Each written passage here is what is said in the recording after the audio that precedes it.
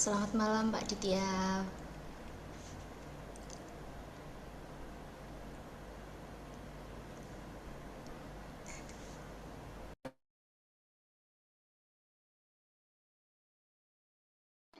Halo, halo. Iya, gimana Pak? Sudah siap? Wis, Baik. ini udah berapa yang masuk? 19. Ada 19 Pak. Iya. Ya sudah, kita mulai saja kalau gitu ya.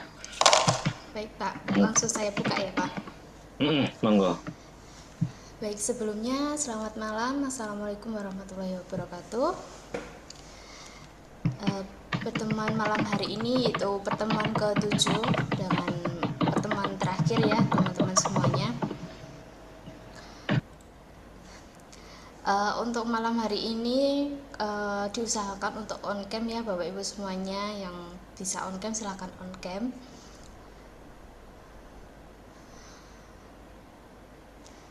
Oke. Sebelum memulai perkuliahan pada malam hari ini, kita berdoa terlebih dahulu sesuai agama dan keyakinan masing-masing. Berdoa bisa dimulai.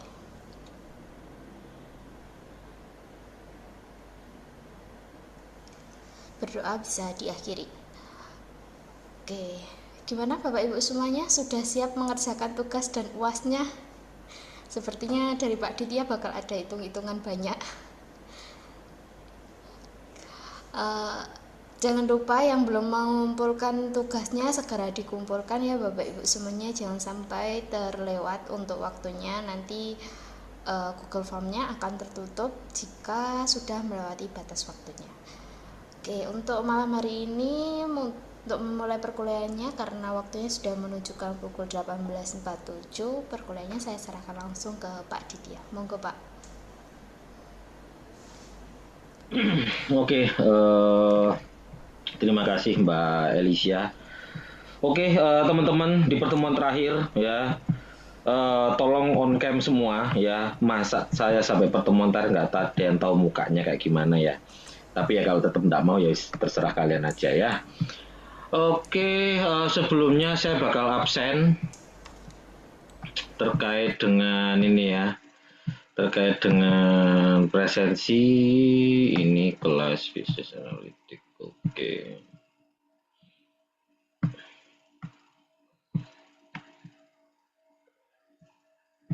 sebentar. Hmm,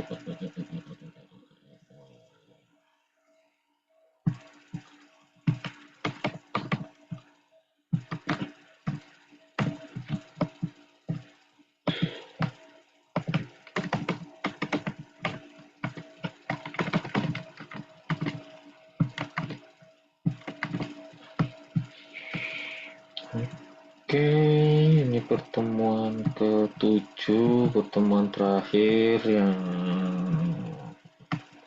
sebentar agak lemah. Oke, Abdul Rahman, nggak ada. Adi Firmansyah, nggak ada. Adi Prastia, Izin Pak. hmm? Izin Pak. Siapa itu? Adi Prastia sudah konfirmasi Oke, ke saya. oke, Ahmad Kusairi, Dono Alvita Vivit, nggak ada.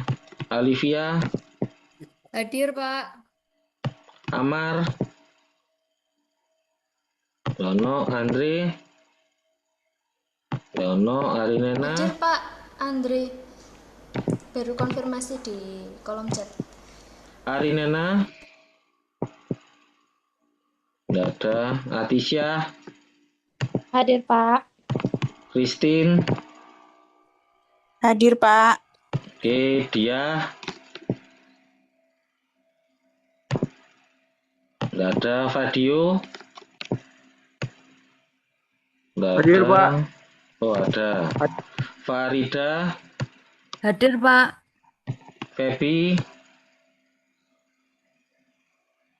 nggak ada. Veniarum, nggak ada. Venta Bagas, Hadir, Pak. Ika Kurniawati, Hadir, Pak. Inanda, nggak ada. Julia, Nggak ada. Laili? Nggak ada. Leni? Hadir, Pak. Laili. Oh, Laili hadir. Leni ada. Hadir, Pak. Lintang? Izin, Pak. Oke, Sohibul Rozak? Hadir, Pak. Majapuluan? Nggak ada. Maulaika? Nggak ada. Ah, ada? Iya. Oke, Bayu Aji? Nggak ada. Muhammad Atarindra? Nggak ada. Nabila Hani? Nggak ada. Nova Ica? Hadir, Pak. Oke, Nur Laila? Nggak ada. Olivia? Hadir, Pak. Oke, Rafli? Nggak ada. Silviana? Nggak ada. Suci? Nggak ada. Tesalonika? Oh, Suci hadir. Tesalonika? Nggak ada. Veronica? Nggak ada. Widya Astuti? Nggak ada. Wisnu? Pentifolia? Nggak ada. Oke. Oke, teman-teman. Ini adalah pertemuan terakhir ya di mata kuliah Business Analytics ya. Dan seperti yang saya sampaikan, ini adalah teknik perhitungan lagi ya teman-teman yang terakhir dari saya, dan pastinya akan saya kirim nanti bakal ada tugasnya ya seperti yang sudah saya sounding dari pertemuan-pertemuan sebelumnya. Dan kemudian saya akan langsung share screen aja ya.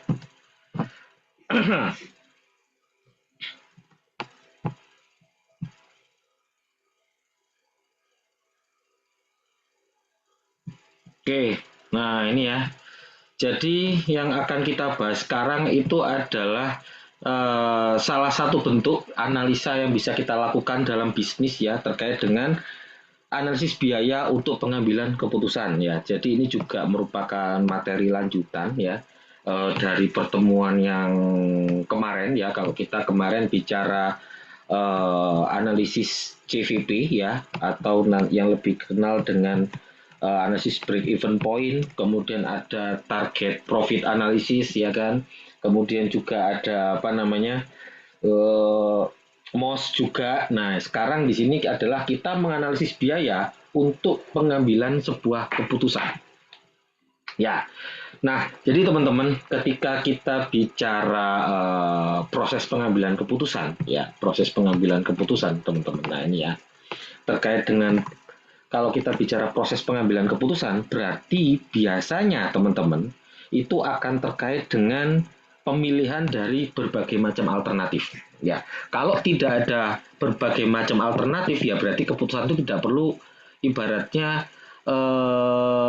tidak perlu kita ada pengambilan sebuah keputusan, gitu ya. Jadi ketika kita mau mengambil sebuah keputusan, berarti itu pasti akan terkait dengan pemilihan di antara berbagai alternatif problem solving atau tindakan yang tersedia bagi manajemen. Jadi bisa jadi kita harus mengambil keputusan nih antara A atau B. Nah, itu berarti ada proses pengambilan keputusan di situ. Nah, akhirnya teman-teman, jadi dari yang saya ajarkan, saya sampaikan dari pertemuan kemarin, seperti apa namanya, kemarin ada BEP dan sekarang ada analisis biaya untuk pengambilan keputusan ini. Ini adalah ilmu dari akuntansi manajemen, teman-teman. Ya, jadi di akuntansi manajemen ya, proses pengambilan keputusan itu pada intinya adalah kita menyediakan informasi yang relevan bagi para pembuat keputusan. Intinya di situ. Ya, dan dalam bisnis informasi itu tidak selalu berkaitan dengan informasi eksternal, ya kan? Tapi bisa saja dalam bentuk informasi internal yang salah satunya adalah berkaitan dengan keuangan. Nah, saya rasa kalau di bidang manajemen, teman-teman pasti ini ya, dari segi teori dan bahkan dari segi prakteknya itu pasti lebih banyak dibandingkan saya, ya kan? Tapi di bidang keuangan belum tentu. Nah, di sini ini akan menambah keilmuan teman-teman. Selain teman-teman bisa menguasai ini ya, beberapa hal untuk pengambilan keputusan di bidang manajemen, kalian juga bisa diperlengkapi dengan selain ilmu kemanajemennya juga ilmu akuntansinya, dan akuntansinya adalah ilmu akuntansi manajemen. Nah, kemudian teman-teman, seperti yang bisa teman-teman lihat di slide ya, ketika kita bicara proses pengambilan keputusan ya, proses pengambilan keputusan dia itu ada beberapa tahap, yaitu ada 4 tahap ya. Jadi proses pengambilan keputusan itu ada 4 tahap. Yang pertama adalah sudah pasti identifikasi masalah. Identifikasi masalah ini sudah pasti menjadi tahap awal dari sebuah proses pengambilan keputusan. Ya, karena kita akan menentukan masalah apa sih yang bakal kita analisis, itu dia. Misalkan nih, ya, kalau kita bicara di bidang SDM ya atau manajemen SDM ya, misalkan selama 2 tahun terakhir perputaran karyawan ini ternyata peningkatannya signifikan. Nah, itu kan kita mengidentifikasi masalah. Nah, penyebabnya kenapa? Apa yang menyebabkan meningkatnya perputaran karyawan selama 2 tahun ini? Kenapa? Apakah memang sistem penggajian kita yang kurang kompetitif? Ataukah gaya kepemimpinan kita yang terlalu otoriter? Ya kan? Lingkungan kerja yang kurang mendukung? Atau seperti apa? Nah, untuk bisa menjawab pertanyaan itu, pasti kita harus melakukan pengkajian yang lebih dalam supaya pengambilan keputusan bisa dilakukan secara tepat. Nah, ini berarti kita mengidentifikasi masalah. Nah, itu dia. Nah, terkadang identifikasi masalah itu tidak selalu berkaitan dengan manajemen itu saja. Ya kan? Tadi saya sampaikan bahwa apakah sistem penggajian yang kurang kompetitif. Nah, kalau kita bicara sistem penggajian yang kurang kompetitif, kita akan masuk ke dalam lagi, kita akan membedah sistem penggajian kita seperti apa, perhitungan gaji pokok, perhitungan insentif, dan lain sebagainya. Yang akhirnya nanti akan muncul berbagai macam alternatif. Nah, disitulah kita perlu mengidentifikasi biaya dalam rangka membantu kita untuk mengambil sebuah keputusan. Itu yang pertama. Yang kedua adalah kita mengidentifikasi alternatif pemecahan masalah. Setelah kita mengidentifikasi masalahnya, ya alternatif pemecahan masalahnya ada apa aja, ya kan? Supaya bisa tercapai pemecahan masalah yang terbaik, ya, maka kita perlu melakukan identifikasi terkait dengan beberapa alternatif pemecahan masalah. Misalkan kalau misalkan perusahaan butuh ruang tambahan atau butuh gudang tambahan, ya, untuk menyimpan barang, alternatif pemecahan yang paling memungkinkan itu yang mana? Apakah kita bangun gudang baru atau lebih baik kita menyewa di kawasan industri untuk pergudangannya? Nah, mana yang akan lebih menguntungkan? Apakah menyewa itu akan selalu lebih untung dibandingkan dengan membangun sendiri? Belum tentu. Apakah membangun sendiri itu lebih menguntungkan dibandingkan dengan menyewa? Belum tentu. Terus bagaimana? Ya, analisisan. Ya kan? Alternatif mana kira-kira yang paling kompetitif buat kita? Nah, kan seperti itu. Nah, data keuangan itu akan menjadi salah satu informasi yang membantu Anda mengambil sebuah keputusan.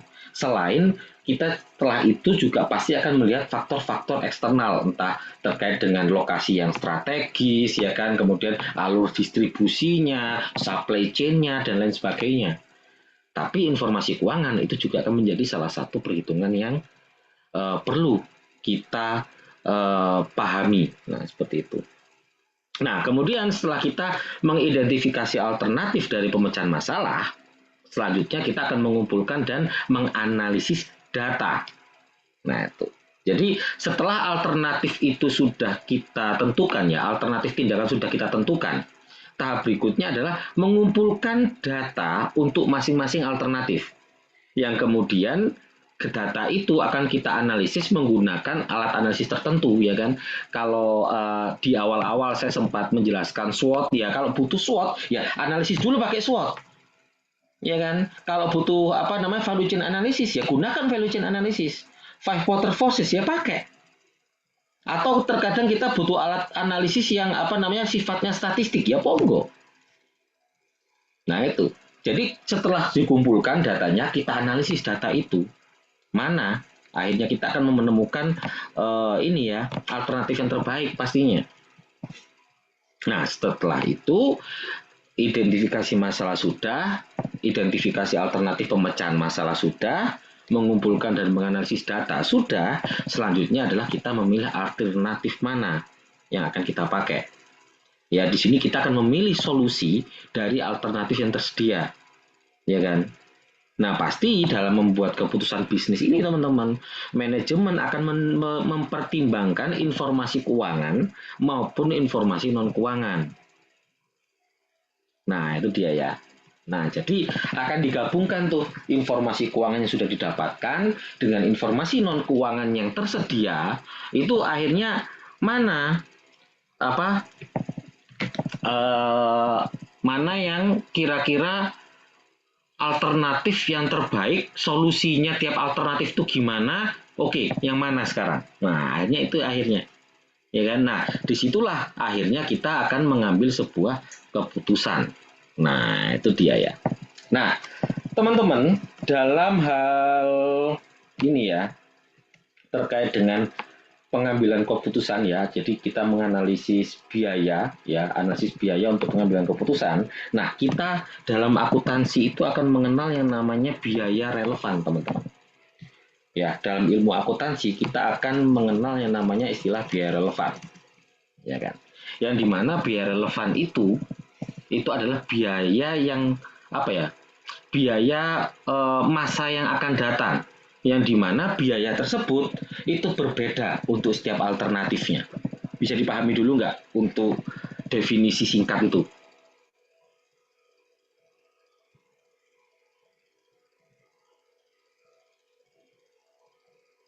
Bisa, Pak. Nah, gitu ya teman-teman ya. Jadi biaya relevan itu adalah biaya masa yang akan datang, berarti biaya itu belum terjadi. Ya namanya kita mau mengambil sebuah keputusan, kita mengasis data, kita kan mencari data, oh biayanya ternyata seperti ini loh. Nah itu kan masih biaya yang belum terlaksana, tapi biaya itu masih akan yang di masa yang akan datang, dan biaya itu berbeda untuk setiap alternatifnya. Jadi ada dua karakteristik utama, ya kan? Dan karakteristik itu bisa membedakan mana yang biaya relevan dan mana yang bukan biaya relevan. Jadi ada dua, yaitu yang pertama berkaitan dengan masa depan. Ya, dikatakan biaya relevan kalau biaya itu bakal berkaitan dengan pemilihan alternatif tindakan yang orientasinya ke masa yang akan datang. Nah, oleh karena itu, terkait dengan masa depan ini tadi, biaya yang akan terjadi di masa depan, maka di keilmuan akuntansi manajemen ini, kita punya kewajiban ya untuk menyediakan informasi terkait dengan entah itu prediksi pendapatan kayak prediksi biaya di masa depan kayak, ya kan? Nah, biaya-biaya tersebut kemungkinan akan terjadi kalau keputusan yang dipilih laksanakan. Itu dia. Nah, kriteria yang kedua berbeda di antara dua alternatif. Jadi dua karakteristik ini harus terpenuhi. Terpenuhi satu tok tidak bisa. Harus dua ini terpenuhi. Berbeda di antara dua alternatif. Jadi nggak semua biaya yang akan datang itu adalah biaya relevan, Rek. Ya, tapi cuman biaya yang berbeda di antara dua alternatif yang disebut biaya relevan dalam pengambilan keputusan. Kalau masih bingung, semoga contoh ini kalian bisa paham. Ini dulu. Nah, ini dia. Dari dua karakteristik itu, yang termasuk biaya relevan yang mana? Biaya pengantarannya, Pak. Kenapa? Soalnya harganya tidak tentu. Nah, itu dia. Dari contoh simpel ini, biaya relevan itu yang pertama di sini berarti ilustrasinya ya. Ilustrasinya, kita itu mau nyari supplier baru. Nah, kita mendata tuh, ada informasi supplier A, supplier B, dan supplier C. Ternyata Kalau kita milih supplier A, harga bahan baku per kilonya bakal tetap 2.000 kok. Tapi kalau kita pilih supplier B, tetap 2.000. Supplier C juga sama 2.000. Tapi di tiap alternatif ini yang beda adalah biaya pengantarannya. Kalau supplier A cuma 1.000, supplier B 1.200, supplier C 1.100. Nah, di sini teman-teman, berarti kalau kita berbicara konsep biaya relevan, buat apa kita pusing-pusing mikirin harga bahan bakunya? Atau menganalisis harga bahan bakunya? Nggak perlu, karena apa? Untuk tiap untuk tiap alternatif yang bakal kita pilih, tetap kok harganya 2.000, sehingga itu tidak akan menjadi pertimbangan kita. Nah, akhirnya dia itu cuma memenuhi satu kriteria toh, yaitu yang pertama tadi berkaitan dengan masa depan. Yaitu kalau kita pilih A, kita akan mengeluarkan biaya bahan baku 2.000, B juga 2.000, C juga 2.000. Tapi kriteria yang kedua tidak terpenuhi. Tidak berbeda di antara dua alternatif. Nah, di sini kalau kita melihat kasus simpel ini, berarti yang cukup kita perhitungkan adalah biaya pengantarannya toh. Karena tiap alternatif yang berbeda hanya biaya pengantarannya. Nah, kan seperti itu. Nah, berarti kalau kita lihat dari faktor keuangan aja, bisa kita lihat bahwa supplier A paling kompetitif. Karena kita cuma ngeluarin biaya 3.000. Kalau supplier B kita 3.200. Kalau supplier C 3.100. Nah, kan seperti itu akhirnya. Nah, itu dia. Jadi itulah yang dimaksud dengan dua kriteria tadi. Nah, kemudian kita kembali lagi ya. Ini adalah istilah biaya dalam pengambilan keputusan ketika kita bicara di keilmuan di akuntansi, teman-teman ya. Nah, ini adalah ada beberapa istilah biaya relevan yang sering digunakan dalam pengambilan keputusan. Yang pertama adalah biaya diferensial. Berarti kalau kita udah jelas dari namanya, biaya diferensial itu berarti terkait dengan perbedaan biaya atau pendapatan pada berbagai alternatif. Itu dia. Nah, berbagai perbedaan biaya di antara sejumlah alternatif pilihan, ya. Nah, itulah yang disebut dengan biaya diferensial. Itu ya. Biaya kesempatan. Nah, berarti atau ini ya, kalau biaya kesempatan itu opportunity cost bahasa gaulnya. Ya. Nah, jadi kalau opportunity cost berarti kita itu bisa saja kehilangan sebuah potensi keuntungan berupa entah itu pendapatan atau itu bentuknya penghematan biaya karena kita memilih sebuah alternatif. Itu namanya disebut dengan opportunity cost atau biaya kesempatan. Yang ketiga, ada yang namanya biaya terbenam atau sunk cost. Nah, sunk cost di sini ya merupakan biaya yang dia itu sudah terjadi dan tidak bisa kita ubah di keputusan kita saat ini atau di keputusan kita yang masa datang karena ada pengambilan keputusan kita di masa lalu. Paham enggak atau bulat?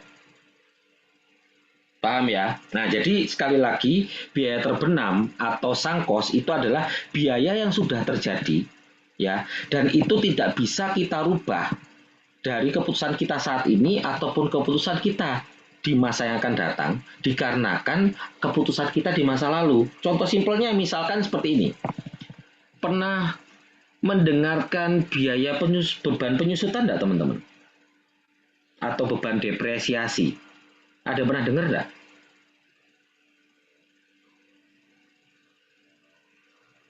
Belum ada. Oke, saya jelaskan singkat aja. Jadi ketika kita berbicara beban depresiasi, dia itu muncul atau beban penyusutan itu muncul karena kita membeli sebuah aktiva tetap atau aset tetap.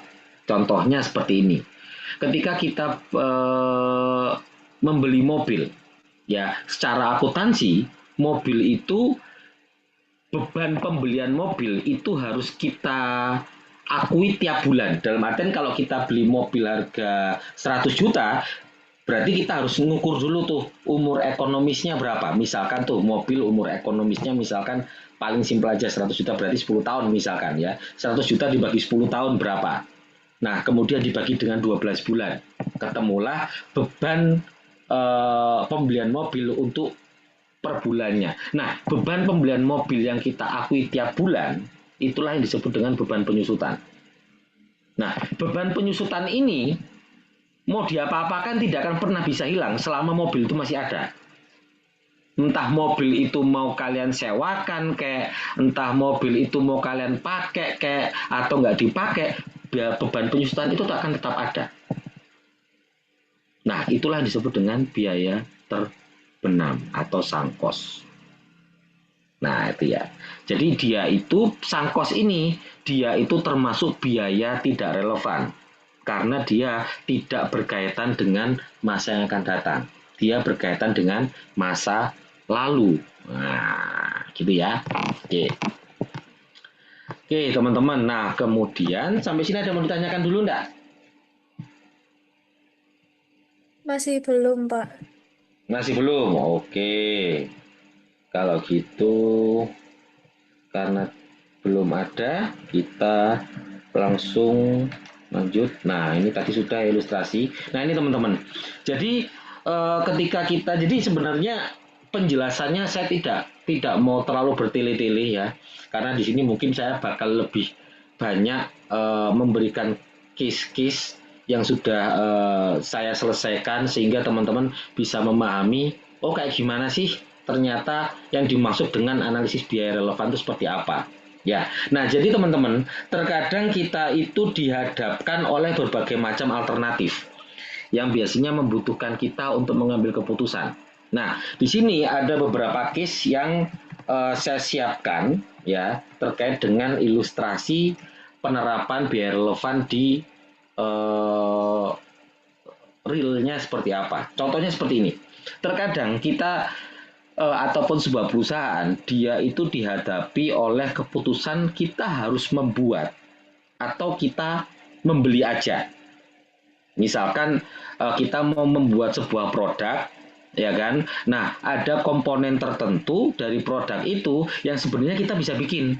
Tapi kira-kira lebih jauh lebih murah mana kalau kita bikin sendiri komponennya atau kita membeli sendiri komponennya? Ya, kita buat sendiri atau kita membeli komponen tersebut di luar. Nah, tentunya ini perlu membutuhkan sebuah analisis ya. Apakah membeli sendiri itu jauh lebih efektif ataukah membuat sendiri jauh lebih murah? Nah, itu ya, membeli ke orang lain atau membuat sendiri gitu ya. Nah, di sini kasusnya adalah PTX dihadapkan oleh dua alternatif, yaitu apakah PTX akan membuat 10.000 unit komponen produknya sendiri atau membeli komponen tersebut ke pihak eksternal. Jika PTX membeli komponen tersebut, PTX harus mengeluarkan biaya sebesar 10.000 per unit. Sedangkan kalau PTX membuat komponen itu sendiri, biaya yang harus dikeluarkan PTX adalah ini. Nah, ya kan? Nah, jadi kira-kira apakah menguntungkan mana yang lebih menguntungkan? Kalau kita bicara di keuangan seperti itu. Lah, terus cara analisisnya gimana, Pak? Ini penyelesaiannya. Kita bisa lihat di sini. Nah, kira-kira dari jenis biaya ini, mana yang biaya relevan? Ayo, kira-kira yang mana aja? Kalau kita membeli, kalau kita memproduksi, ini semua keluar biaya. Kalau kita kalau kita memproduksi sendiri ya, ini semua keluar nih biaya nih. Tapi kalau misalkan kita membeli, nah kira-kira yang akan berubah itu yang mana? Nah,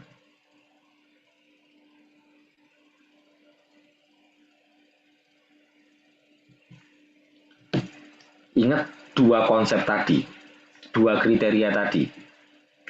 Kira-kira kalau misalkan kita sewa, kalau misalkan kita beli, kita butuh sewa peralatan enggak?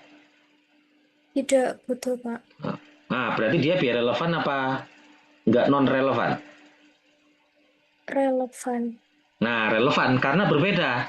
Kalau kita bikin sendiri kita mengeluarkan 13 juta, tapi kalau kita membeli kita nggak ngeluarin nih 13 juta. Penyusutan peralatan? Bukan, Pak. Bukan. Oke. Kemudian biaya bahan baku?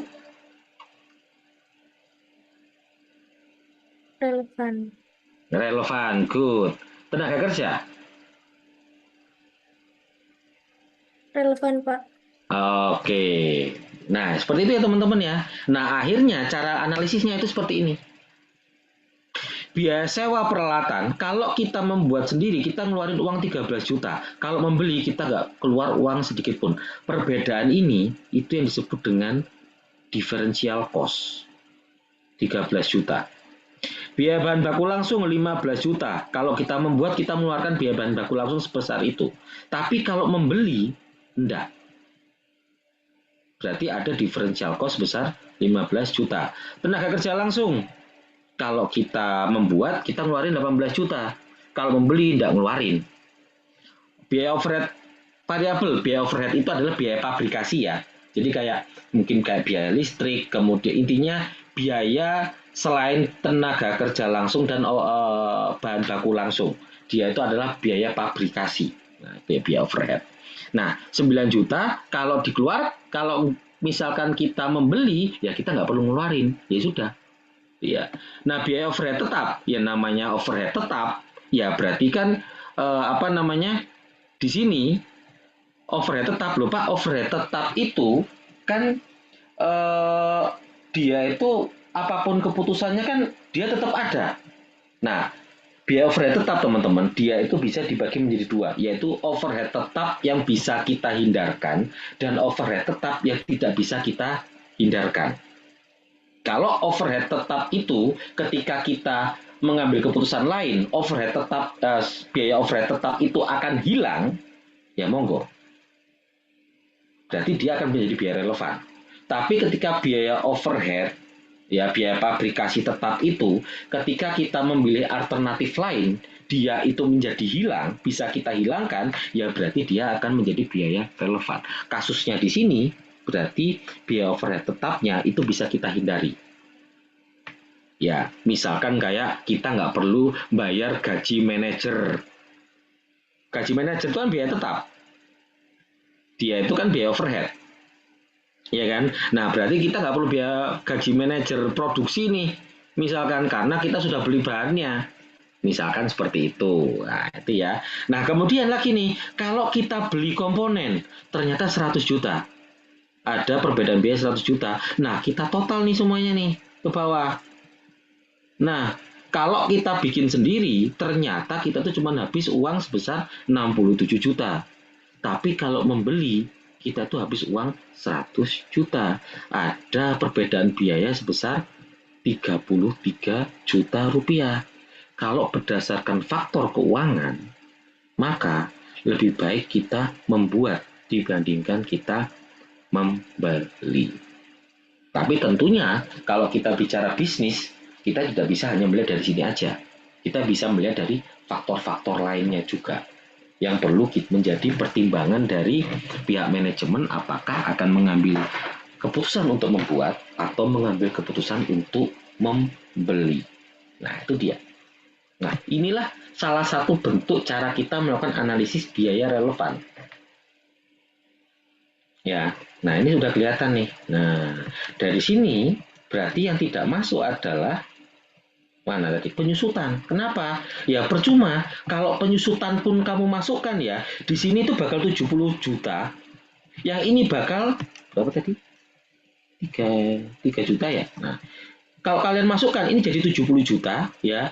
Kalau membeli dia itu jadi 107 juta. Selisihnya itu tetap 33 juta. Jadi buat apa kita perhitungkan? Gitu loh ibaratnya. Biaya penyusutan bakal tetap ada, udah nggak usah kita pikirkan. Yang kita pikirkan ini aja. Karena ketika ditambahkan, kalau misalkan kalian mau detail, nggak apa-apa. Di bawahnya total, berarti ada ini ada biaya penyusutan ya. Kalau misalkan kalian mau memperdetail lagi, total ini berarti adalah biaya biaya relevan ya kan sebelum adanya biaya penyusutan. Nanti tambah biaya penyusutan berarti menjadi total yang sebenarnya. Tapi sebenarnya analisis biaya relevan itu berhenti di sini. Kenapa penyusutan tidak dihitung, Pak? Ya karena dia adalah biaya tidak relevan. Mau kita membuat atau kita membeli, biaya penyusutan itu tetap ada. Jadi buat apa kita pusing-pusing mikirin itu? Karena dibuktikan boleh 60 juta tambah 7 juta tambah 3 juta kan ini berarti ini 70 juta ya, ini 100 juta ditambah 3 juta berarti 103. Nah 70 dikurangi 103 tetap 33 juta. Jadi buat apa kita pusing-pusing sama biaya yang apapun keputusannya dia tetap ada, nggak usah pusing. Tuh, sampai sini ada yang menanyakan dulu enggak?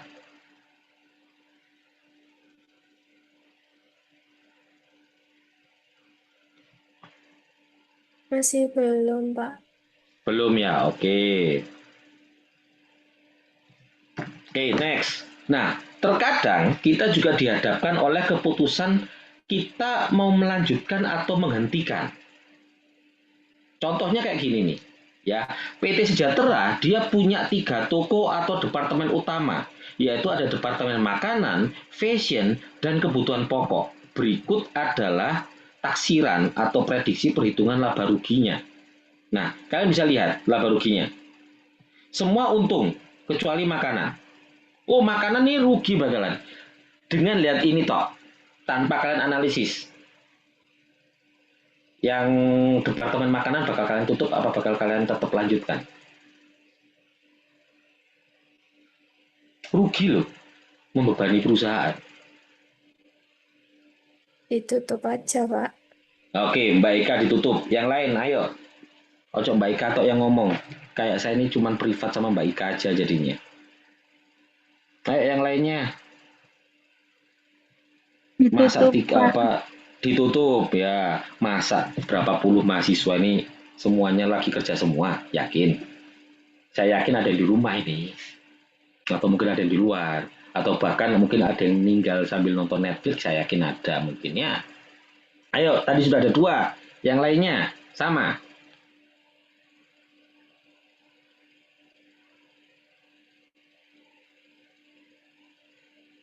Ya wis, yang aktif cuma 2 orang. Kayaknya datang memang cuma 2 orang, yang lainnya entah kemana mungkin ya. Nah, oke. Kalau kita melihat secara sekilas seperti ini, maka kita keputusannya pasti kemungkinan besar adalah kita tutup aja. Ngapain? Rugi kok. Nah, itu ya. Nah, kemudian, tapi kalau kita bicara konsep di akuntansi, kita analisis dulu. Apakah benar kalau divisi makanan kita tutup, laba kita akan meningkat atau bahkan bakal menurun? Kita lihat sekarang. Nah, ini dia. Ketika kita membandingkan ya, kita lihat di sini hasil penjualan ya, kan berbeda-beda kan ya. Nah, kalau kita menutup makanan, hasil penjualan kita pasti akan berbeda dengan kalau kita tetap melanjutkan makanan. Berarti dia hasil penjualan, dia itu adalah termasuk biaya relevan. Biaya variabel relevan apa enggak kira-kira? Kalau kita tutup apa dan kita lanjutkan, apakah totalnya ini akan berubah?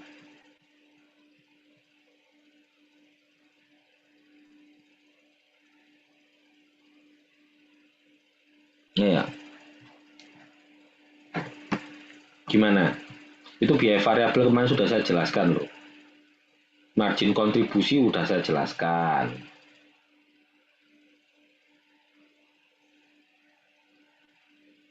Ayo, biaya variabelnya itu dia masuk biaya relevan bukan?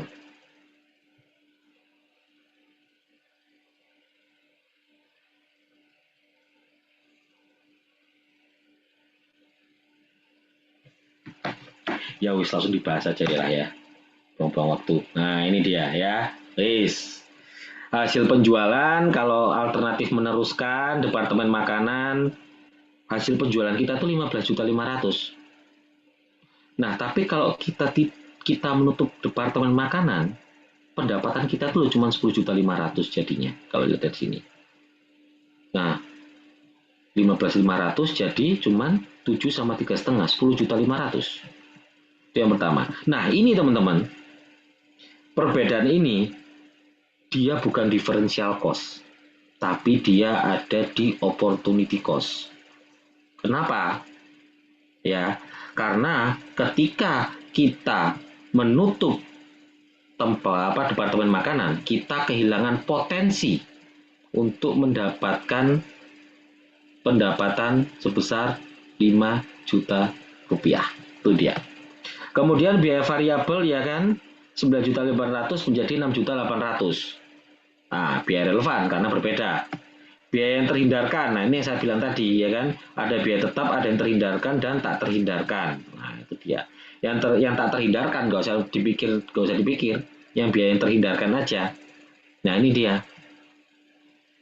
Nah, ternyata kalau kita meneruskan departemen makanan, beban kita itu memang lebih besar, 12.350.000.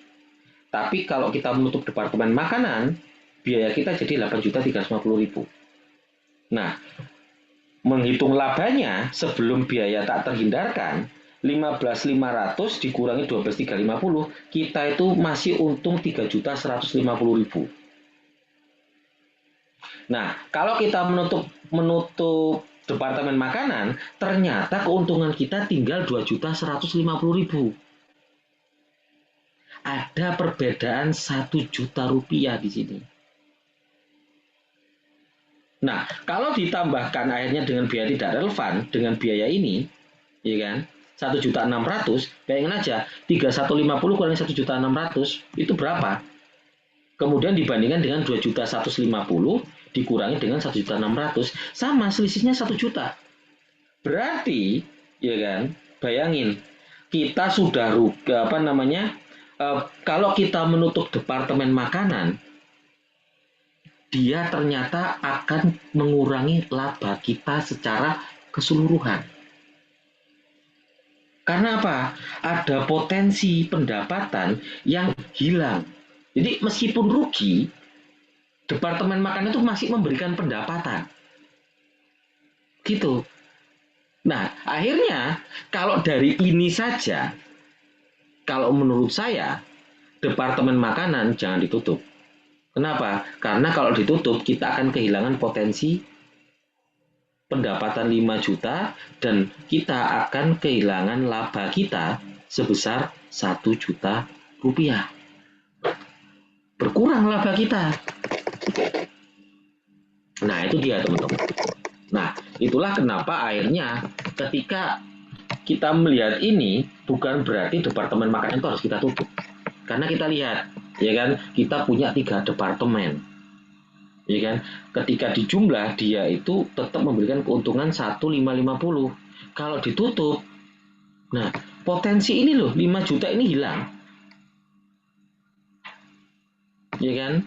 Dan akhirnya ketika kita analisis biaya relevan, ternyata keuntungan kita akan berkurang 1 juta. Kalau kita tutup departemen makanan. Nah akhirnya mungkin keputusannya nanti akhirnya, oke, berarti kalau gitu departemen makanan ini harus kita apakan? Tetap dilanjutkan aja, tapi perlu kita maksimalkan, perlu kita strateginya harus kita rubah dan lain sebagainya. Nah dampaknya ke sana akhirnya. Akhirnya oke, kita lakukan SWOT. Di mana kekuatannya, di mana kelemahannya, ancamannya, kemudian peluangnya di mana. Nah, nanti akan berlanjut ke strategi-strategi dari sebuah analisis biaya sesimpel ini aja. Itu teman-teman. Nah, kembali lagi konsepnya. Kalian harus tahu, seperti yang saya sampaikan tadi. Yang saya sampaikan di pertemuan kemarin. Mana yang biaya variabel, mana yang biaya tetap. Pisahkan. Karena salah satunya, ya ini. Untuk menganalisis biaya ini juga perlu dilakukan pemisahan antara mana yang biaya variabel, mana yang biaya tetap. Malah di sini diperdetail lagi, mana biaya tetap yang bisa kita hindari, mana biaya tetap yang tidak bisa kita hindari. kalau kalian di bidang, kalian di top manajemen, di middle management, kemampuan ini kemampuan kalian untuk bisa mengklasifikasikan ini, itu akan menjadi nilai tambah buat kalian. Nilai jual kalian di perusahaan itu semakin tinggi. Ibaratnya seperti itu. Nah, itu dia. Ya. Nah, kemudian, ini yang penyelesaiannya tadi ya. Ada lagi tuh, ini ya, ketika biaya kesempatan lebih besar daripada biaya yang terhindarkan, maka sebaiknya perusahaan melanjutkan. Nah, itu ya. Nah, jika sebaliknya, maka perusahaan sebaiknya menghentikan. Nah, di sini biaya kesempatan jauh lebih besar ternyata. Nah, itu dia. Ya. Nah, ada lagi nih keputusan pesanan khusus. Nah, terkadang kita ada tuh, ya kan? Nah, di sini contohnya setiap bulan PT Barokah memproduksi batu bata secara reguler setiap bulannya sebanyak 2.000 biji. Dan dengan produksi ini PT Barokah mendapatkan laba sebesar 700.000 per bulannya. Nah, ini adalah perhitungan laba ruginya.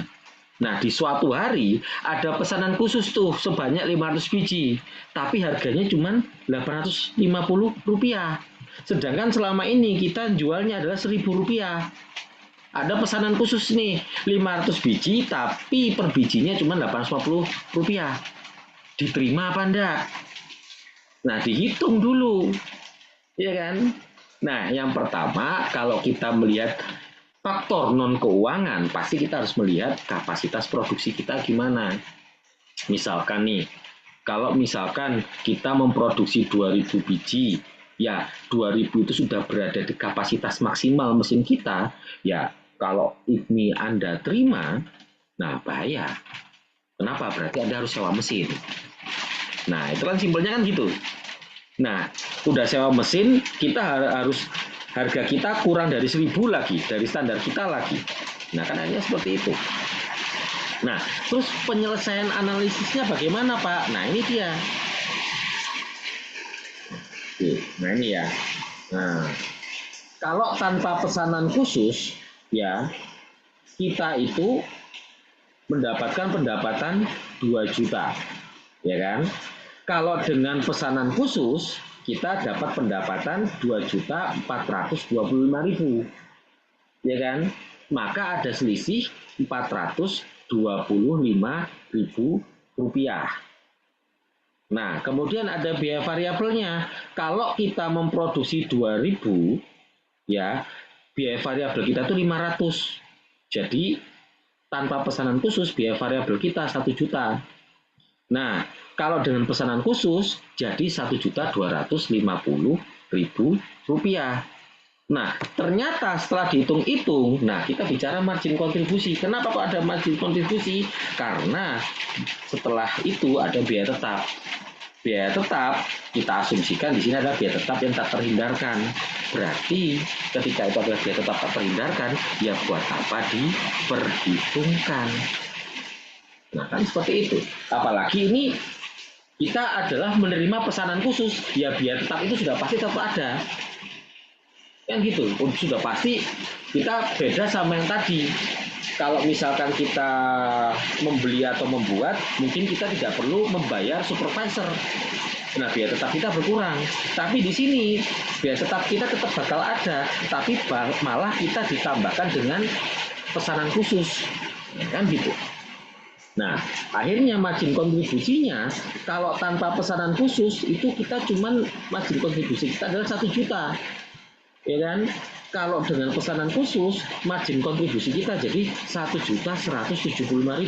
Ada perbedaan sebesar Rp175.000.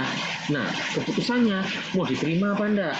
Kalau dari keuangan sipil seperti ini, ya diterima aja, lumayan kita dapat bagi lebih banyak. Meskipun harganya jauh lebih murah.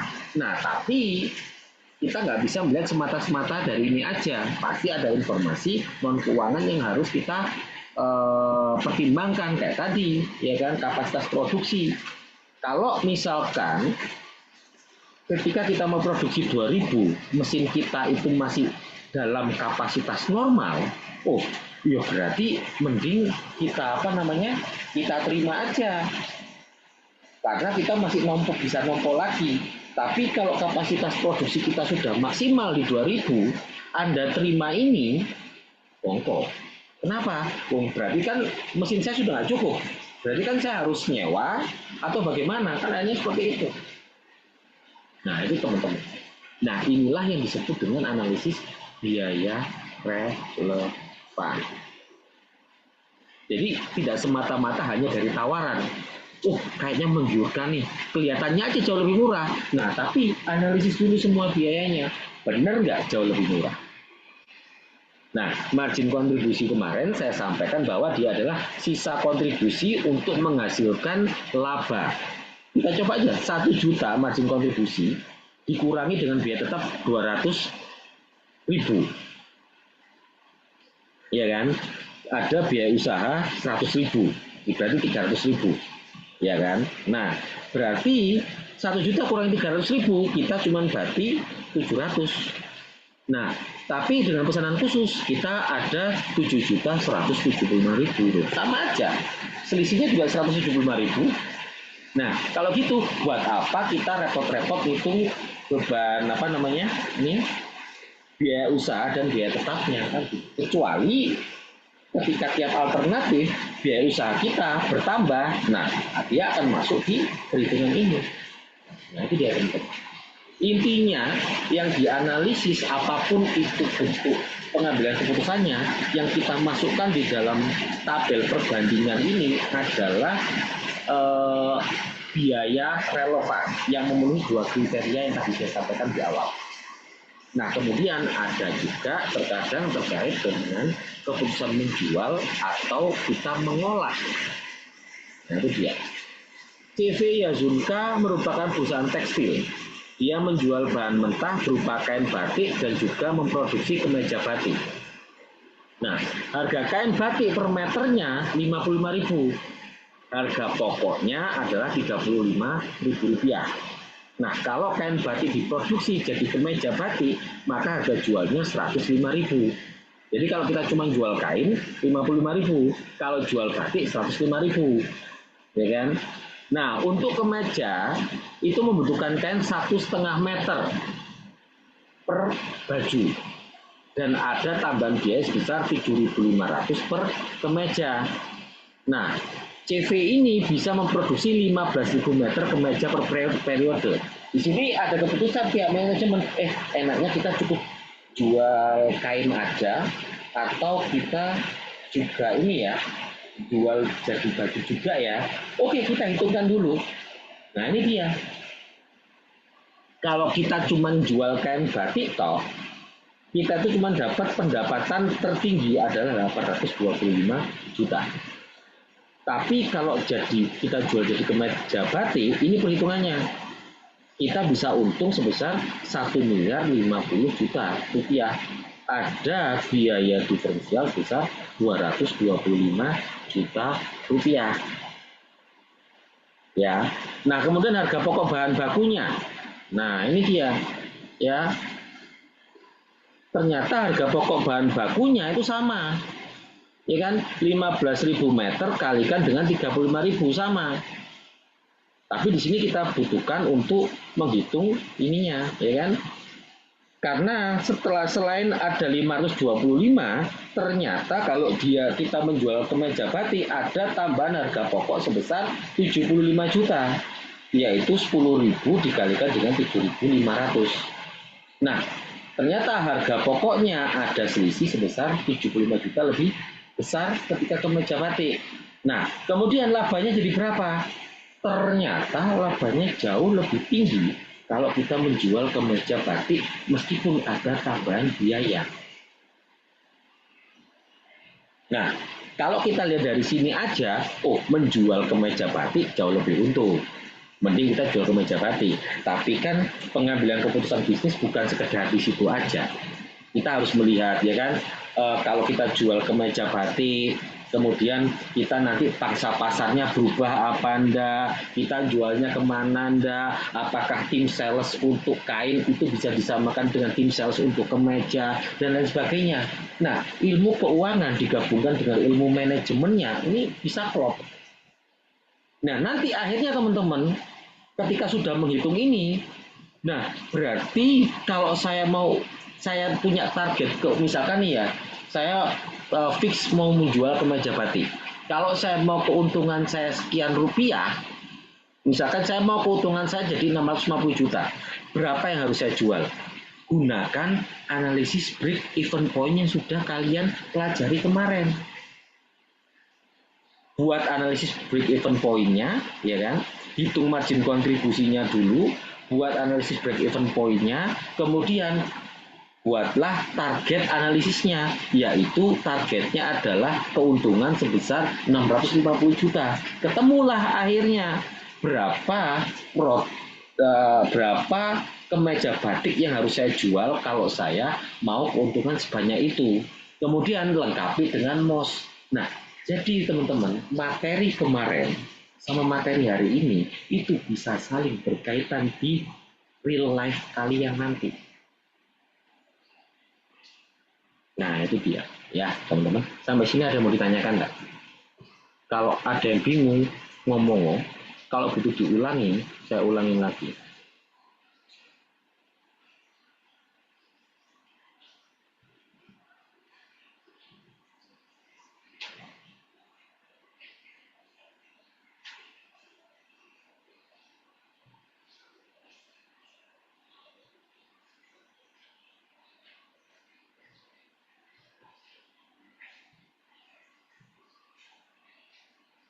Nggak ada yang ditanyakan?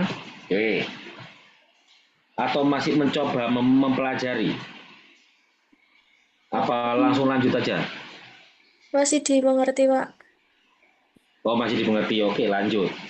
Kalau gitu ya. Nah, tadi kita bicara kalau kayak gini kayaknya kita bisa lebih cepat ya. Selesainya mungkin jam 8 gitu. Kita sudah selesai mungkin. Karena sebenarnya saya ini mencoba ya mempersimpel materinya.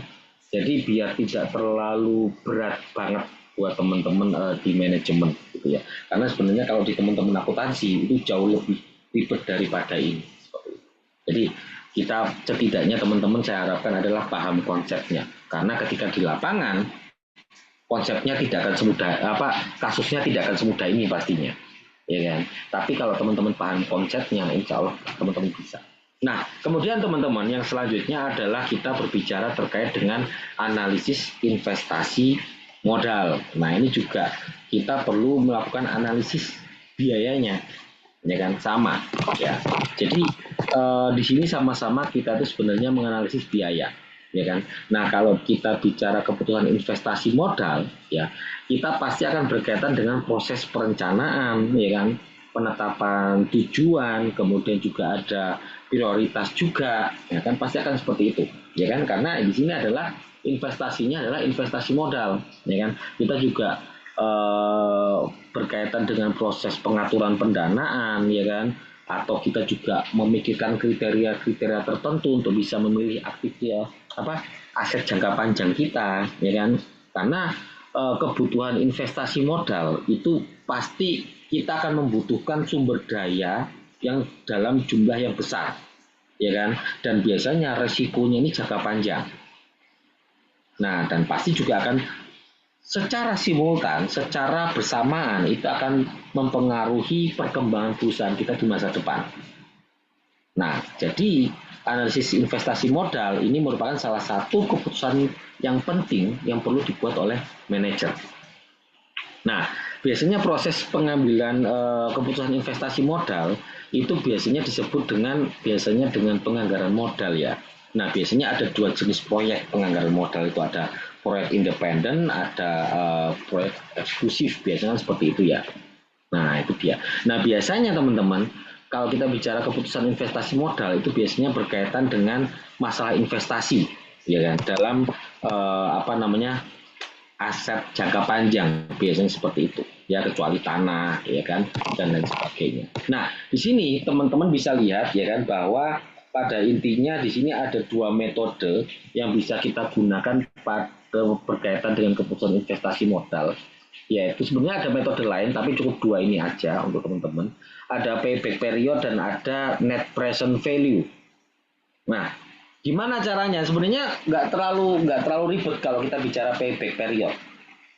Nah ini ya, payback period pada intinya teman-teman ya, kalau kita bicara payback period itu berarti kita itu ini ya, ingin lebih ke arah periode pengembalian investasi itu merupakan waktu yang memang diberikan dari sebuah proyek investasi untuk bisa menutup investasi kita.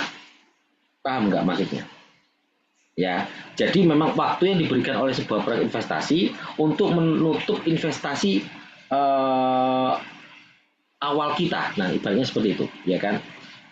Dengan bagaimana? Dengan kita tahu, kita menghitung penerimaan kas yang mungkin dihasilkan oleh investasi tersebut atau penghematan biaya yang mungkin dihasilkan dari investasi tersebut. Nah, jadi kalau kita bicara payback period, pada intinya kalau saya investasi nominal sekian dan umur investasi saya ini 5 tahun, kira-kira saya balik modal di tahun keberapa? Intinya payback period cuma melihat itu aja. Ya kan? Misalkan nih, ya kalau contoh nih, kalau perusahaan ya kan untuk menutup investasi misalkan sebesar 100 miliar, ya, 100 miliar kemudian 100 juta, nolnya kebanyakan, ya, 100 juta, ya investasinya 100 juta. Nah, kemudian dari investasi 100 juta itu ternyata setiap tahun bisa menghasilkan kas masuk sebesar 50 juta. Nah, payback period cuma melihat berarti investasi itu bakal punya payback period 2 tahun. Berarti 2 tahun saya sudah balik modal. Tahun ketiga, tahun keempat, tahun kelima itu berarti keuntungan saya. Nah, berarti tahun pertama, tahun kedua itu berarti saya cuma balikin modal saya aja. Nah, tapi di tahun ketiga dan seterusnya itulah keuntungan saya. Nah, itu adalah payback period. Rumusnya simple. Ya, cuman jumlah investasi dibagi dengan kas masuk tahunan. Simple. Nah, ilustrasi yang pertamanya kan itu ya, kayak tadi ya, 100 juta dibagi dengan 50 juta, ketemulah 2 tahun. Itu yang pertama. Nah, ini bisa kita lakukan, rumus ini bisa kita tetapkan, kita gunakan kalau memang perkiraan kas masuk tahunan atau penghematan tahunannya itu tiap tahun sama. Tapi tidak selalu seperti itu. Ya kan? Terkadang ada kalanya tiap tahun kas masuknya itu berfluktuasi, maka rumus ini akan sulit untuk kita terapkan. Kita akan menggunakan ini. Misalkan nih, diasumsikan sebuah perusahaan melakukan investasi sebesar 100 juta, nah masa investasinya ditargetkan adalah 5 tahun. Nah, kita menaksirkan atau memprediksi kira-kira aliran kas masuk selama 5 tahun itu kayak gini. Tahun pertama aliran kas masuk kita 25 juta. Tahun kedua 30, tahun ketiga 40, tahun keempat 40, tahun kelima 50. Itu prediksi saya.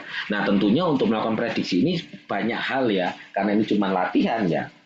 Sudah saya buatkan gitu ya. Pasti di sini kita perlu adanya proyeksi kalau saya investasi 100 juta, gimana nanti pertumbuhan, entah itu pertumbuhan penjualan saya akan seperti apa. Nah, itu dia. Ya kan? Nah, misalkan seperti ini. Akhirnya kita akan membuat tabel seperti ini. Simple sebenarnya. Rumusnya nggak ribet ya. Investasi yang belum tertutup. Tahun pertama kita investasi 100 juta. Kemudian bakal ada aliran kas masuk 25 juta. Berarti di tahun kedua investasi yang belum kita tutup adalah 75 juta. Kemudian aliran kas masuk yang diprediksi di tahun kedua adalah 30 juta. Berarti di tahun ketiga investasi yang belum tertutup adalah 45 juta. Aliran kas masuk kita bakal ada 40 juta. Berarti di tahun keempat investasi modal saya yang belum ketutup itu cuma 5 juta. Sedangkan prediksi aliran kas masuknya 40 juta, berarti di tahun keempat inilah keuntungan itu sudah mulai muncul. Gitu teman-teman. Ya, nah di tahun kelima full keuntungan 50 juta. Nah, itu dia. Nah, berarti dari prediksi investasi kita 100 juta, kemungkinan berarti kita bakal ada keuntungan sebesar 35 juta tambah 50, 85 juta. Hampir 1 kali dari modal awal. Nah, ini kalau kita bicara payback period. Nah, cuman terkadang masalahnya nilai mata uang itu berfluktuasi. Paham maksudnya? Ketika Anda punya uang 1 juta sekarang, dengan mungkin 5 tahun ke depan 1 juta, itu beda. 1 juta sekarang mungkin Anda bisa mendapatkan sebuah produk jenis A 2, tapi 5 tahun lagi mungkin cuma bisa 1. Karena apa? Nilai mata uang itu akan terus berubah, ya kan? Berubah-ubah. Ibaratnya zaman saya dulu, waktu masih muda, waktu masih sekolah, ya. Gini, mungkin Mbak Ika yang saya paling kelihatan di sini ya. Mbak Ika dulu waktu sekolah SD lah, sangunya berapa? 5 sampai 10.000, Pak. 5.000 sampai 10.000. Ya, Itu kelas berapa? kelas 3 mungkin. Oh gitu ya. Ya. Zaman saya SD, saya itu cuma dapat sangu 500 rupiah. Dan itu saya sudah bisa beli bakso 1 porsi. Nah, ini kan menunjukkan bahwa nilai mata uang tiap tahun itu akan mengalami perubahan.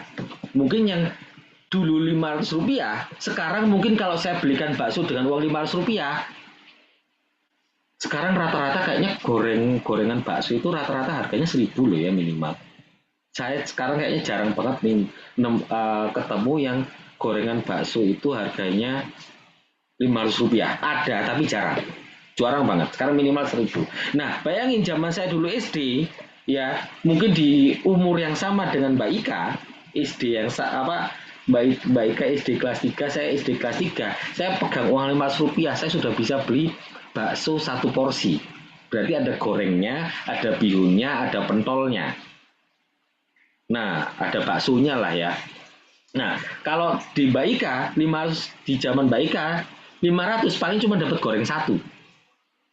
Nah, kan gitu. Nah, untuk dikarenakan adanya nilai rupiah yang terus berubah-ubah, nilai mata uang ya, saya bukan bilang nilai rupiah, akhirnya adalah sebuah metode yang namanya net present value atau NPV. Nah, di sini teman-teman, ketika kita bicara sebelum ke NPV, payback period, paham dulu. Sudah paham belum? Paham ya? Oke, Mbak Ika. Ya karena di sini saya lihatnya cuma Mbak Ika ya. Jadi ya kalau Mbak Ika ngangguk, ya berarti saya anggap saya pukul rata semuanya oke, bisa. Karena yang lainnya tidak ada yang open cam dan diajak ngomong tidak ada yang ngomong. Oke, berarti ya sudah. Ya anggap saja saya private sama Mbak Ika. Oke. Nah, kemudian akhirnya teman-teman di apa ini namanya? Ketika kita bicara metode net present value, ya berarti teman-teman di sini kita akan memperhitungkan nilai dari sebuah mata uang. Ya, nah rumusnya seperti apa? Nah sebenarnya kalau kita bicara rumus teman-teman, ya rumusnya itu panjang banget karena rumusnya itu tergantung tahunnya itu investasi modal kita itu berapa lama gitu loh. Kalau misalkan kalau misalkan 5 tahun gitu ya, nah rumusnya itu akan panjang, kita harus ngitung tahun ke-1, tahun ke-2, tahun ke-3, tahun ke-4 sampai tahun seterusnya. Ya, tapi di net present value itu ada sebuah metode yang paling simpel, yaitu kita mendownload tabel PVIFA atau saya nyebutnya biasanya PVIFA, ya. Nah, atau present value interest for annuity. Nah, itu ya. Jadi tabel PVIFA. Nah, itu. Jadi nanti teman-teman sebenarnya dengan tabel itu jauh lebih mudah kita mengerjakan NPV-nya. Contoh simpelnya seperti ini, ya. Nah ini ada PT bla bla bla, dia itu mau investasi mesin, harga beli mesin 50 juta, mesin ini diperkirakan memiliki umur ekonomis 5 tahun, tanpa nilai residu berarti nggak ada nilai sisa ya. Penggunaan mesin ini diharapkan bisa mengurangi biaya tenaga kerja per tahun sebanyak 18 juta rupiah, dan perusahaan mengharapkan tingkat kembali investasi minimum 20% selama umur investasi gitu ya, penghematan. Jadi ibaratnya ketika 50 juta itu ketutup, berarti ya selanjutnya adalah keuntungan, murni keuntungan kan seperti itu. Nah ini dia penghematan tahunan. Nah 1 sampai tahun kelima arus kasnya kan tadi penghematan 18 juta. Nah faktor 20%, 2,991 ini kita itu tinggal tinggal lihat di tabel aja. Nanti setelah ini saya stop share screen, nanti saya carikan tabelnya. Gampang kok carinya di Google. Diingat-ingat aja, faktor 20% adalah 2,991. Nah, nilai tunainya jadi 53838. Nah, dengan investasi awal kita adalah 50 juta rupiah. Nah, berarti berdasarkan net present value ada nilai positif dari hasil perhitungan kita ya. Ada nilai positif dari investasi kita sebesar 3.838.000. Ketika kita bicara NPV teman-teman, jika nilai NPV itu positif, dia akan menunjukkan bahwa penerimaan lebih besar dibandingkan dengan nilai yang diinvestasikan. Sedangkan kalau kita bicara nilai NPV negatif, itu menandakan penerimaan kita lebih kecil dibandingkan dengan pengeluaran, atau pada intinya kita akan mengalami kerugian di investasi tersebut setelah kita mempertimbangkan nilai waktu uang atau time value of money. Tapi kalau hasil perhitungan NPV adalah 0, maka artinya investasi atau pembelian itu bakal balik modal toh. Jadi semakin besar angka positifnya, semakin besar juga penerimaan yang bisa kita dapatkan. Jadi NPV itu akhirnya bukan cuman kita pakai buat evaluasi layak atau tidak layaknya sebuah investasi, tapi juga kita pakai untuk membandingkan investasi mana yang lebih baik jika ada 2 pilihan investasi atau lebih. Nah itu dia ya. Nah, sampai sini ada yang mau ditanyakan dulu enggak? Enggak ada. Silahkan Bapak Ibu yang ingin bertanya. Berarti ini gak harus di satu perusahaan aja ya Pak? Bisa digunakan lebih gitu ya kalau misal ada yang mau dibandingkan.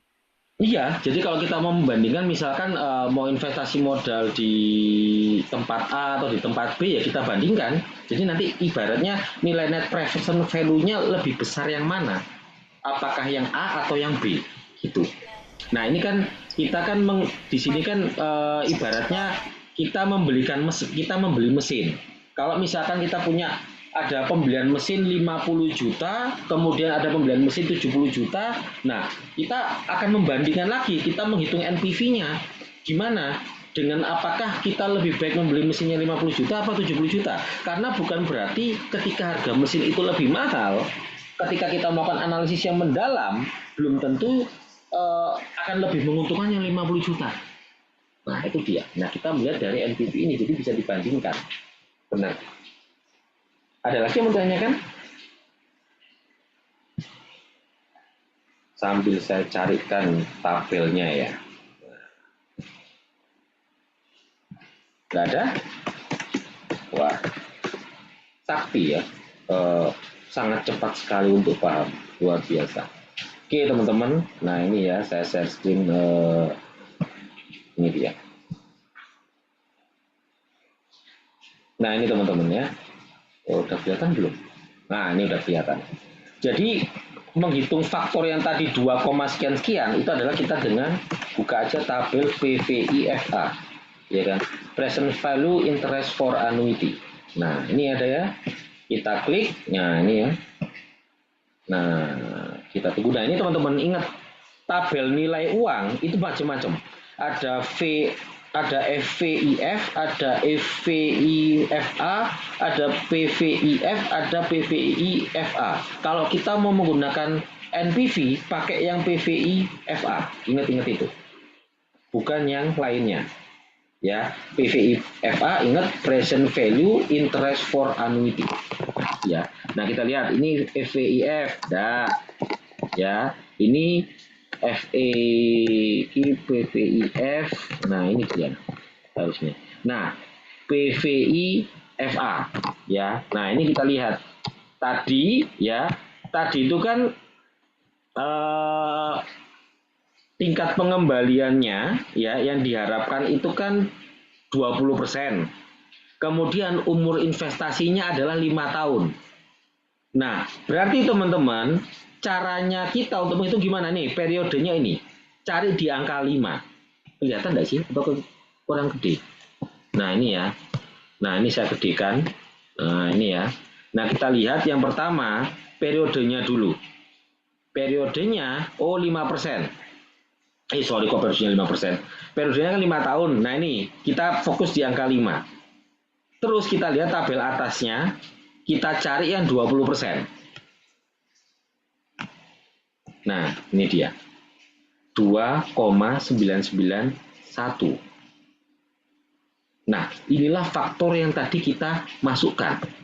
Ingat ya, 2,991. Saya stop share dulu.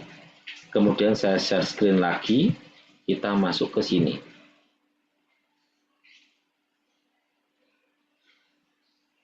(2,991).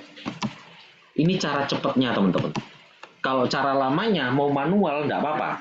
Ngitungnya panjang. Untung masih 5 tahun. Gimana kalau investasi proyeknya itu untuk 20 tahun? Kalian akan mengulang rumus yang sama sebanyak 20 kali. Nah, dan itu tidak saya, kalau di anak akuntansi saya ajarkan. Tapi kalau di teman-teman manajemen enggak perlu. Ada cara yang cepat. Iya teman-teman ya. Oke, sampai sini ada mau ditanyakan enggak? Jadi itu tabelnya nilainya udah paten gitu ya? Sudah paten. Jadi kita tinggal ngikuti tabel itu saja. Baik, Pak. Oke. Nah, itu ya cara bacanya kayak gitu ya. Periodenya berapa tahun, kemudian tingkat pengembalian diharapkan berapa persen. Nah, nanti ada faktornya. Nah, berarti ini tadi ya, arus kasnya 18 juta ya. Kemudian dikalikan dengan ini faktornya 2,991. Ketemulah nominal itu tadi kan. Nah, 18 juta ya kan, dikali 2,991 ketemulah 53.838.000. Sedangkan investasi awal kita itu 50 juta. Nah, berdasarkan itu berarti kita itu akan ada nilai NPV positif sebesar 3.838.000. Berarti menguntungkan. Nah, itu cara cepatnya teman-teman. Pakai tabel PVIFA itu aja, itu lebih cepat daripada pakai rumus manual. Oke, sampai sini ada mau ditanyakan? Sudah cukup jelas? Belum ada? Oke, siap. Kalau tidak ada, ya itu adalah materi terakhir dari saya teman-teman. Ya, jadi itu adalah materi terakhir dari saya terkait dengan business analytics ya. Jadi kalau teman-teman sudah mendapatkan 7 pertemuan, sudah ada beberapa banyak materi yang saya sampaikan, saya sharing kepada teman-teman. Saya berharap ilmu ini bisa bermanfaat buat teman-teman semua. Dan saya juga ingin menyampaikan, mohon maaf jika selama 7 pertemuan, selama saya mengajar, mungkin ada guyonan saya mungkin kurang berkenan, saya mohon maaf. Jika ada cara mengajar saya mungkin kurang berkenan, saya juga mohon maaf. Kemudian kalau ya saya juga mohon maaf ya di awal-awal sempat kita 2 kali hari Jumat terkendala karena ya bukan apa-apa ya. Yang pertama saya panitia wisuda nggak bisa saya hindari. Yang kedua ya istri saya melahirkan, tidak mungkin saya tinggal juga, gitu kan. Kemudian Jumat yang ketiga ternyata ada tanggal merah ya, Jumat yang kemarin. Jadi ya mohon maaf kita ada penyesuaian di beberapa kali jadwal. Tapi alhamdulillah semuanya bisa berjalan dengan lancar. Sekali lagi saya sampaikan terima kasih kepada teman-teman atas perhatiannya selama 7 pertemuan ini, dan nanti saya bakal share tugas untuk materi hari ini. Jadi teman-teman punya 3 tanggungan tugas ke saya ya, yang dimana kemarin saya sampaikan itu 3 tugas itu selesaikan di Kamis minggu depan ya. Kamis minggu depan itu berarti ya mentok berarti di tanggal 5 ya, di tanggal 5 berarti tanggal 5 itu jam 23.59 maksimal ya. Nah itu karena setelah itu di tanggal 6 paginya nanti link Google Form sudah akan dimatikan dan saya akan sudah mulai melakukan pengoreksian dan mulai melakukan input nilai di tiap mata kuliah. Jadi ya teman-teman ya. Oke, ada mau ditanyakan terkait dengan tugasnya? Tidak ada ya? Nanti tinggal diupload lagi. Yang kemarin sudah diupload Mbak Elis ya? Sebagian sudah ada yang mengupload, Pak. Oh, sudah ada yang mengumpulkan? Sudah.